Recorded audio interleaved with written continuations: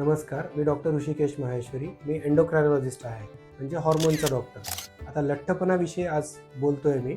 लठ्ठपणा हा पण हॉर्मोनमुळे होणारा आजार आहे. तर लठ्ठपणाचा जो आजार असतो तो हॉर्मोनच्या चेंजेसमुळे, आपल्या जीवनशैलीमुळे आणि वेगवेगळ्या कारणांमुळे होत असतो. तर आपण आपली जीवनशैलीमध्ये बदल करू शकतो, परंतु लठ्ठपणा हा फक्त जीवनशैलीच्या बदलांमुळेच किंवा खाल्ल्यामुळे किंवा व्यायाम न केल्यामुळेच होतोय असं नाहीये.